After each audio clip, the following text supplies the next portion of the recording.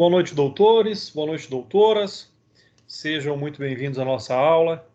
Estão me ouvindo bem? Estão vendo a tela compartilhada? Boa noite, professor. Tá tudo ok? Maravilha, doutor Flávio, obrigado.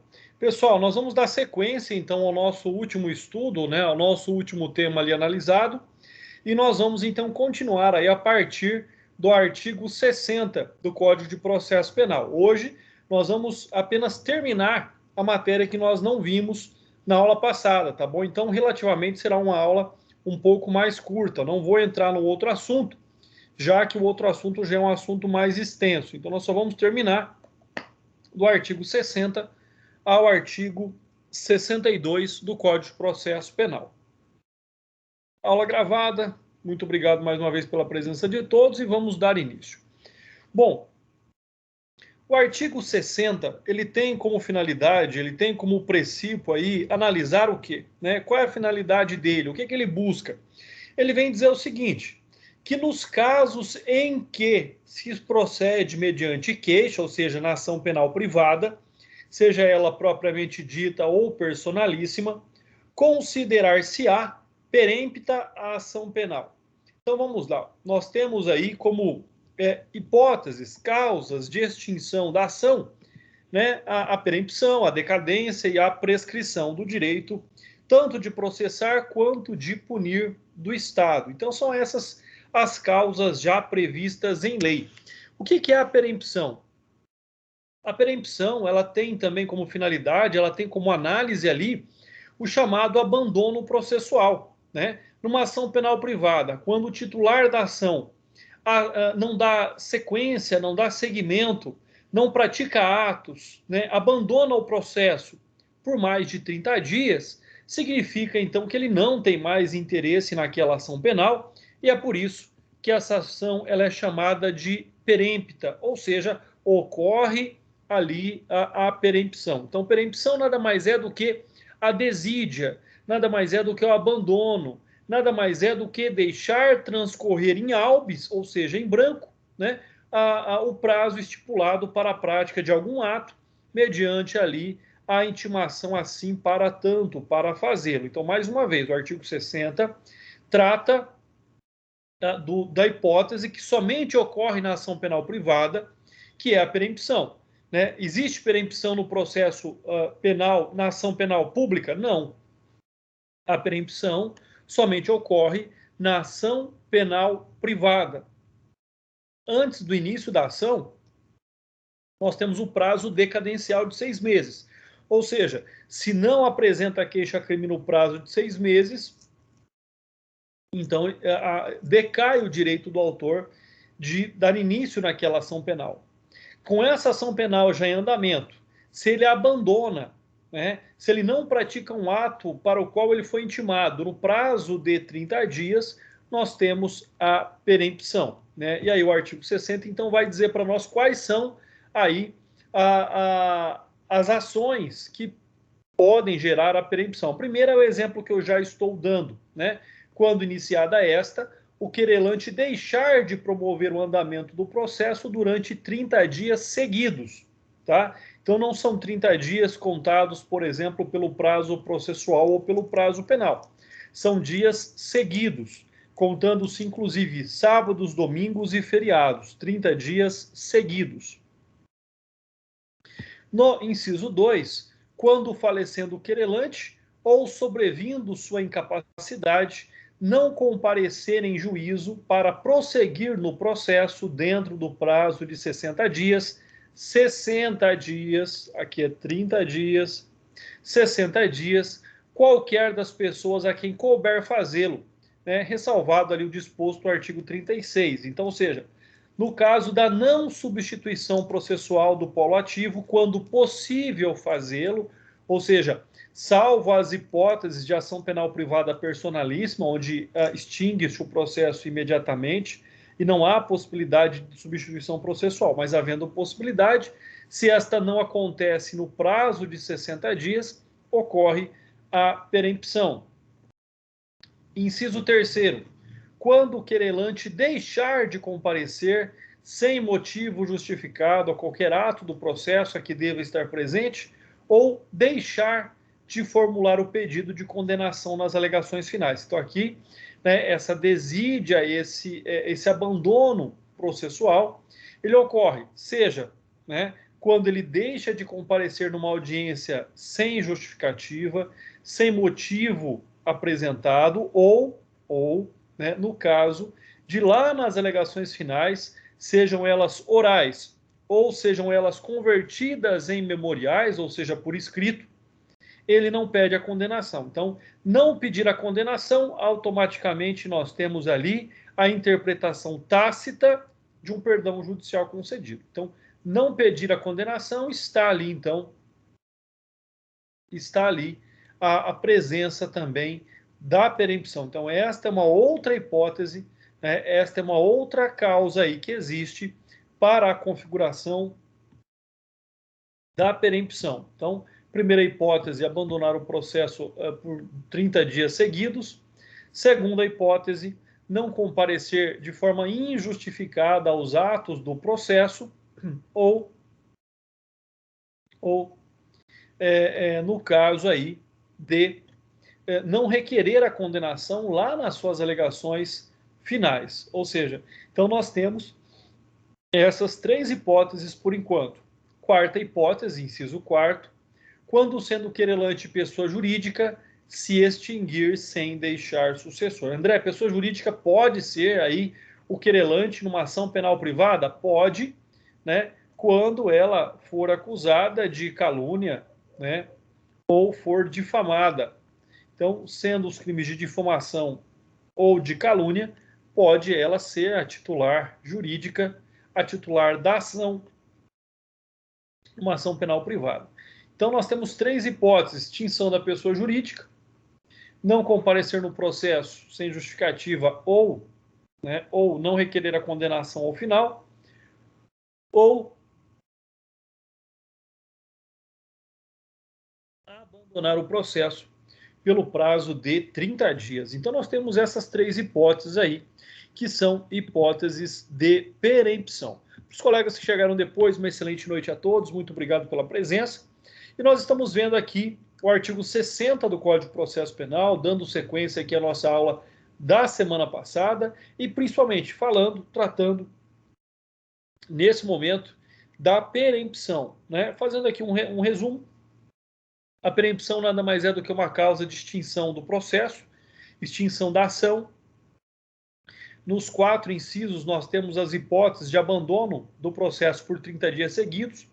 Nós temos a hipótese em falecimento do autor não haver a sucessão processual do polo ativo quando possível e autorizado por lei no prazo de 60 dias. Nós temos ainda a hipótese, né, do não comparecimento a uma audiência ou não requerimento de condenação em alegações finais, e temos ainda no inciso 4º a extinção da pessoa jurídica sem deixar sucessora. Então, ou seja, nós temos as hipóteses, nós temos aí as causas que geram a extinção da ação. Vamos ver o que a doutrina trata e traz para nós a respeito, né? Primeiro, nós temos aí o conceito da perempção, que já foi explicado para vocês, mas é importante dizer que resulta perempção de perimir, significa colocar um termo ou extinguir. Então, perimir é extinção da ação. Então, nesta hipótese, a extinção da punibilidade do querelado, nos casos da ação penal exclusivamente privada, quando o querelante, por desídia, demonstra desinteresse no prosseguimento da ação, conforme ali nós já vimos, né? Importante citar ainda a jurisprudência do STJ, que diz: encontra-se em consonância com o entendimento esposado por esta Corte Superior de Justiça o acórdão ACO, na medida em que se revela inaplicável a perempção na ação penal de iniciativa pública. Então, não ocorre perempção quando a ação é de iniciativa pública, ação penal de iniciativa pública. A aplicação do Instituto é restrita às hipóteses de ação penal exclusivamente privada e na ação penal privada personalíssima, não abrangendo nem as hipóteses de ação penal subsidiária da pública, né, que poderá se proceder também mediante denúncia. Então, ou seja, o que nós estamos vendo aqui, o que nós estamos aqui analisando, são essas hipóteses, são essas características quanto à extinção da ação. Né? Nós vamos ver aqui ó, a pergunta do Dr. Alexandro. Boa noite, doutor. A perempção do processo penal tem muita diferença do processo civil? Doutor, na verdade, a diferença está aqui, ou melhor dizendo, onde é que está a similaridade? Né? A similaridade está no abandono do processo, está no desinteresse da ação, né? Não me aprofundando naquilo que diz o Código de Processo Civil. A similaridade está no desinteresse do autor da ação. Por quê? Tanto no processo civil quanto no processo penal, trata-se de direito disponível. Então, esse é um aspecto importante aqui a ser tratado. Tanto no processo civil quanto no processo penal, trata-se de desinteresse na ação. E eu fico muito confortável a tratar desse tema, até porque eu tenho também pós-graduação em Direito Civil e Processo Civil, doutor. Então, é uma matéria que eu gosto muito também, por mais que não seja mais o meu objeto aí de trabalho, né, com muita frequência, salvo algumas hipóteses do direito médico, né, onde eu me foco mais na minha profissão no direito processual penal, mas nós temos sim algumas semelhanças, tá? Mas, logicamente, o objeto do processo penal, ele trata de um fato típico, mas nas duas hipóteses existe ali a disponibilidade do direito. Então, essa seria a semelhança aí que existe entre os dois ramos do direito, tanto o processo penal quanto o processo civil. Entendeu, doutor Alexandro?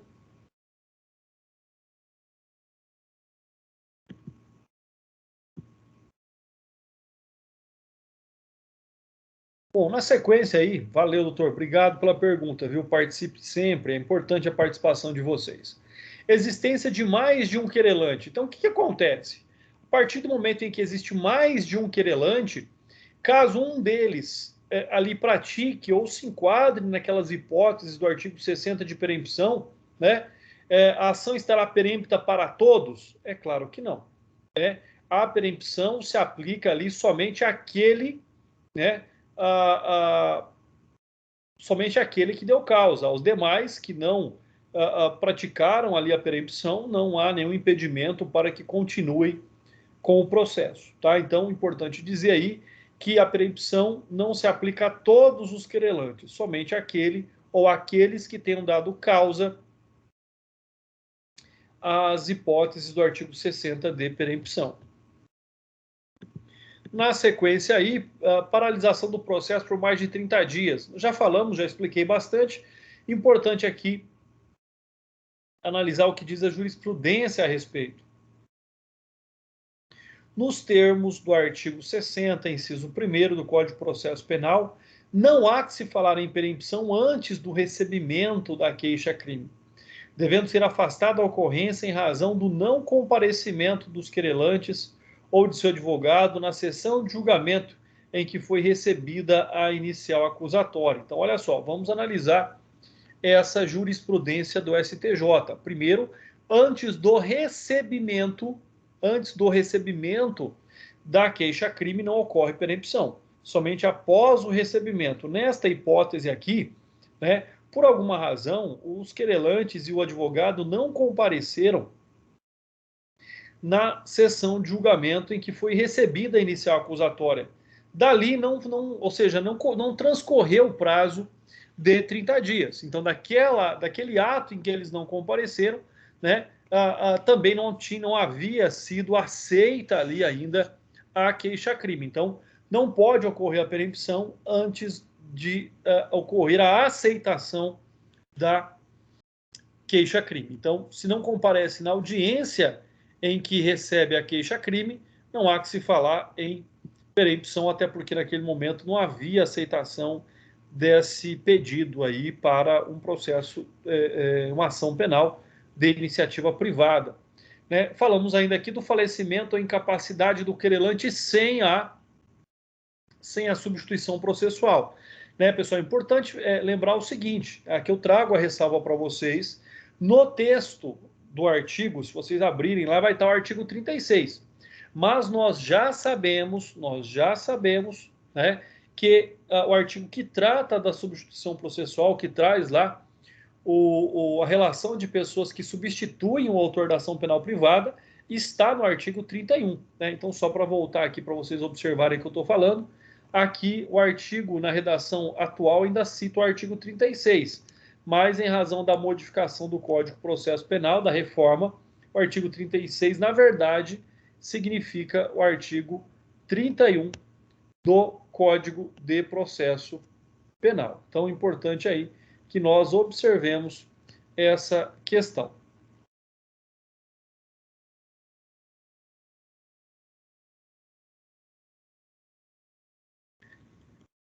Aqui, então, não comparecimento a ato processual indispensável. É lógico que aqui já foi aceita a queixa-crime, né? E o não comparecimento injustificado, ou seja, não motivado, aí sim acarretará a perempção. Do contrário, não. A audiência de conciliação gera perempção a parte não comparecer a uma audiência de conciliação. Né? Muitos autores alegam que ninguém é obrigado a comparecer numa audiência de conciliação, até porque se eu não compareço, significa que eu não quero me conciliar. Né? E não que eu, na verdade, é uma manifestação de vontade pelo prosseguimento da ação. Né? Mas nesse caso aqui, o artigo 520 do Código, do Código de Processo Penal, exige que o juiz, antes de receber a queixa, promova a oportunidade, através de audiência, para as partes se reconciliarem. Nós temos lá o Sejusc para isso. Centro Judicial de Conciliação, fazendo-as comparecer a juízo, quando deverá ouvi-las separadamente, a fim de buscar a conciliação. Neste caso, intimado o querelante não havendo o seu comparecimento pessoal, pode ser o caso de perempção. Mas olha, percebam, pode ser o caso de perempção, salvo se peticionar por seu advogado ou de outra forma deixar claro que não deseja a reconciliação. Então fica aí a informação, não quer reconciliação, ao invés de não comparecer, peticiona em forma que não tem interesse na reconciliação. Deve fazê-lo antecipadamente antes da realizar-se a audiência, né? Ainda assim é questão polêmica. Particularmente eu sigo essa corrente. Né? Eu entendo que, logicamente, a pessoa simplesmente não pode deixar a lei e a justiça no vácuo. Né? Designada a audiência, sendo intimado, se não há o interesse, que manifeste, então, pelo interesse em que não comparecerá, porque não tem interesse na conciliação. Eu acho que é um direito da parte nesse sentido. Né? Mas existem posições minoritárias aí em contrário. Né? Caso seja intimado e não compareça, ainda assim, penso eu que não haveria perempção, porque não há o recebimento da queixa-crime. Mas, logicamente, nós sempre temos que ficar atentos ao fato de que existem, logicamente, posicionamentos divergentes. Não é um tema pacificado.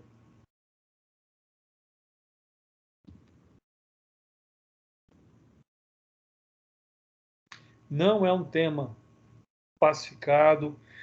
Não temos ainda um posicionamento seguro quanto a ele, mas eu me posiciono, eu penso e defendo esta mesma hipótese aí.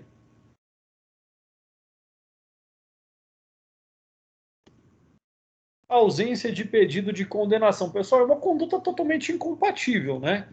Se a pessoa vai lá, contrata um advogado, apresenta a queixa-crime e depois não pede a condenação do querelado, está fazendo o quê? Está brincando com a justiça? Né? Ou seja, lá no final do processo, após a instrução, não age como deveria, ou seja, mas aí ele se convenceu, André, de que não é assim que funciona na ação penal privada. O fato não mudou. Né? Só se exista. E mesmo assim, se ele entender que a pessoa não deva ser condenada ao final da instrução, que manifeste a respeito disso. Explique o fato. E não simplesmente façam a manifestação, alegações finais, sejam orais ou convertidas em memoriais por escrito, e esquece de pedir a condenação. Né? Então, se isso é uma responsabilidade do advogado, se essa é a vontade do cliente, o advogado não faz, o advogado pode responder aí perante o seu cliente. Então, tem que ficar muito atento para ver qual é de fato a vontade do cliente,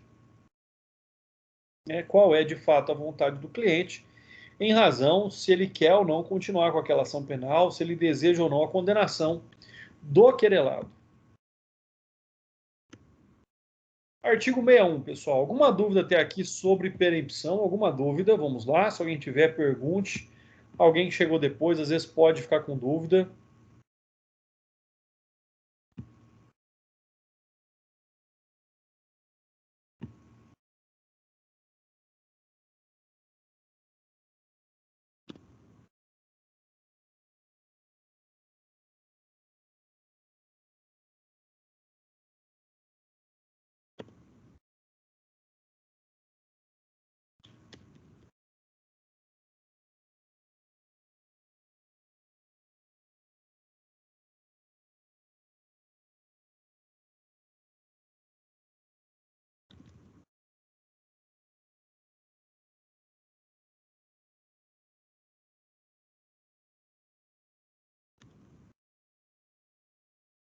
Então, vamos dar sequência, então.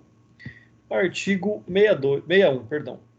Em qualquer fase do processo, o juiz, se reconhecer extinta a punibilidade, deverá declarar-o de ofício, pessoal. Olha o que o artigo 61 fala, né? Se em qualquer fase do processo, ou seja, a qualquer momento do processo, se reconhecer extinta a punibilidade, dentre aquelas causas de extinção da punibilidade que nós temos no Código Penal, deverá declará-lo de ofício. Ou seja, não precisa continuar com o processo para lá ao final declarar a extinção de punibilidade. Vamos pensar numa situação bastante esdrúxula aqui, né? Uma situação bastante incomum. Imagina que o advogado do denunciado, ou do querelado, aí não importa, junta no processo a certidão de óbito do seu cliente, dizendo: olha, excelência, meu cliente faleceu. E a morte é uma das causas de extinção da punibilidade. Ou seja, nesse momento, o juiz deve, então, continuar com aquela ação até o final, ou ele, de acordo aí com o artigo 60, reconhece a extinção de punibilidade de ofício naquele exato momento. Aí nós temos uma consideração a fazer, até pensando agora na ação civil ex delicto, ou seja, na ação civil derivada da reparação de um dano da prática de um ilícito. Pessoal, a condenação criminal, ela está extinta. Não tem como aplicar pena de multa, não tem como aplicar pena privativa de liberdade, não tem como aplicar pena restritiva de direitos. Mas essa condenação criminal, ela pode gerar o quê? Ela pode gerar o direito. Ela pode gerar o direito aos familiares da vítima ou à própria vítima a uma indenização. Então, são essas questões que nós devemos aqui avaliar. São essas questões que nós devemos compreender. Tá? Então, são fatos que podem sim ter algum tipo aí de relevância jurídica. São fatos que podem ser reconhecidos como questões extremamente relevantes, questões extremamente importantes, que nós, como operadores de direito, temos que enxergar e temos que olhar além, né? Além do óbvio. Num processo penal morreu o querelado, o denunciado. Acabou o processo? Essa é a única finalidade do processo penal? É lógico que não. Até porque nós veremos aí mais adiante a ação civil ex delicto. Parágrafo único. No caso de requerimento do Ministério Público, do querelante ou do réu, o juiz mandará autuá-lo em apartado, ouvirá a parte contrária e, se o julgar conveniente, concederá o prazo de 5 dias para a prova, proferindo decisão dentro de 5 dias ou reservando-se para apreciar a matéria na sentença. Então, o parágrafo único nos dá aqui uma explicação interessante. O parágrafo único nos dá aqui o esclarecimento que faltava no caput, né? Porque o caput diz que aqui o juiz, em qualquer fase do processo, o juiz, se reconhecer a punibilidade, deverá declará-la de ofício. Esse deverá não dá margem de dúvidas, dizendo, olha, ele tem que fazer, é um ato impositivo. O dever é um ato impositivo. Mas aí vem o parágrafo único que coloca aqueles panos quentes, dizendo, olha, mas não é bem assim. Ele deve, mas ele também pode, se quiser, deixar para analisar isso lá na sentença, né? Caso haja, logicamente, algum outro tipo de interesse, algum outro fato relevante que deva ser analisado ainda neste processo. Então, esse deverá, na verdade, é um poderá, né? Porque o parágrafo único ele vem e nos traz aí, então, essa possibilidade jurídica. Disponibilidade. Esse é o termo utilizado pelo Tornag, um grande autor, um clássico autor do processo penal, para definir a hipótese em que a ação penal é ajuizada, porque não se conhece ou não se aceita a causa extintiva de punibilidade que precisa ser demonstrada ao longo da instrução.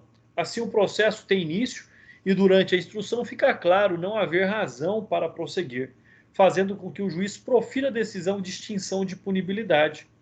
Imagine-se a situação do réu com suspeita de estar morto, mas sem prova do seu falecimento.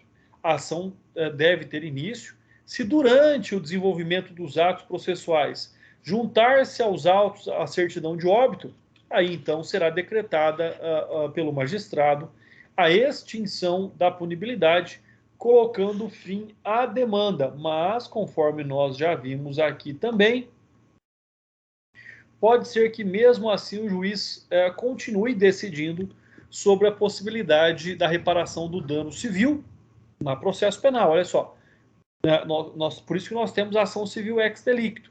A sentença penal será considerada como um título executivo judicial na esfera civil. Ou seja, ao invés de nós termos uma ação de conhecimento no civil, nós teremos uma ação de execução no civil. Uma ação de execução no civil que, na verdade, executa uma decisão do processo penal.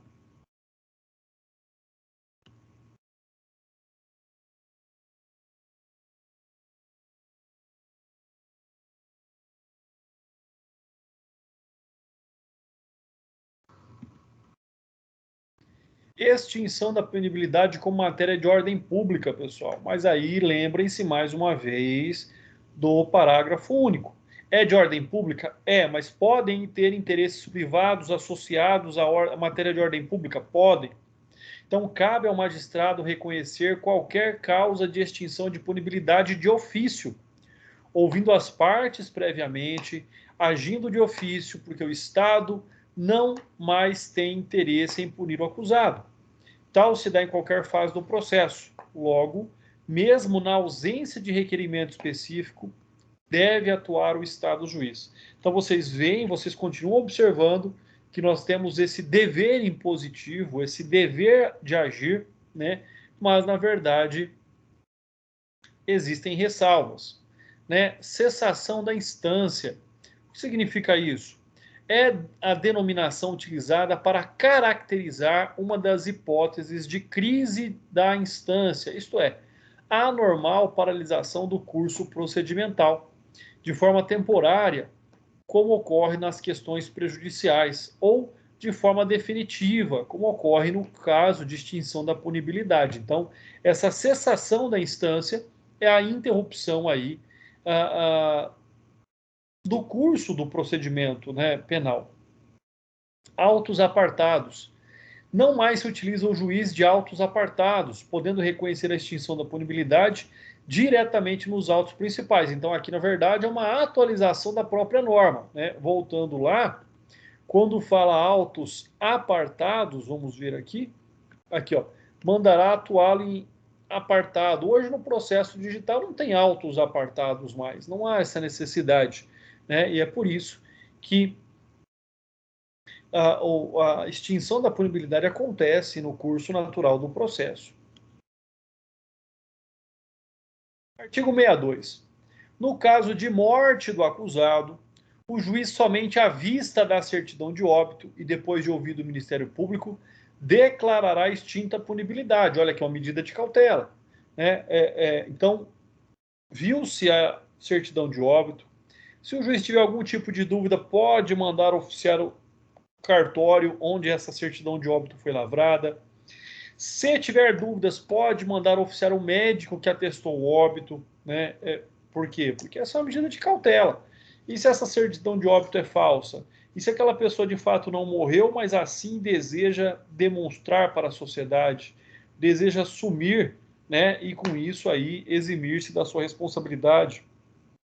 Ou também pelo fato de poder ali existir interesses privados da vítima ou de seus descendentes no tocante à reparação civil do dano causado pela prática daquele ilícito. Morte do réu. Então vamos lá, olha só. Né, o artigo 107 é que traz para nós as causas de extinção do processo e extinção da punibilidade. Vamos ver o que fala ali então o artigo 107 do Código Penal. Vamos aí, acompanhem comigo. Deixa eu abrir meu Código Penal aqui.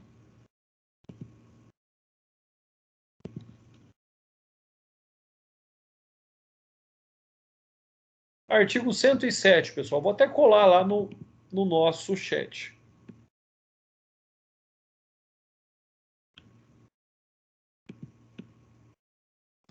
Artigo 107 do Código Penal, hein? Lembrem-se, não é do Código de Processo Penal, é do Código Penal.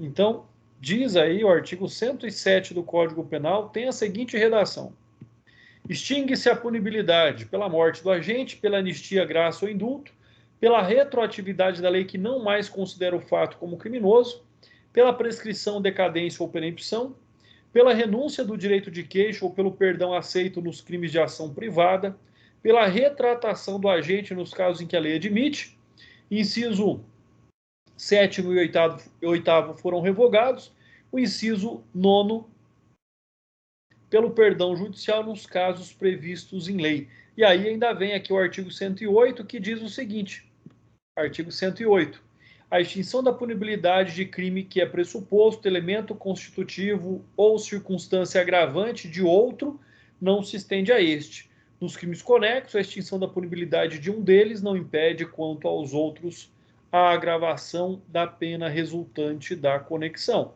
Né? Então, ou seja, não é porque extinguiu a punibilidade de um crime que todas as suas consequências serão ali então apagadas, tá? Ou que não produzirá nenhum outro efeito sobre outras condutas que possam também estar sendo ali investigadas pelo Estado. Então, esse é um fato também extremamente importante. Então, o artigo 107 do Código Penal trata de forma específica no seu inciso 1º da morte do réu.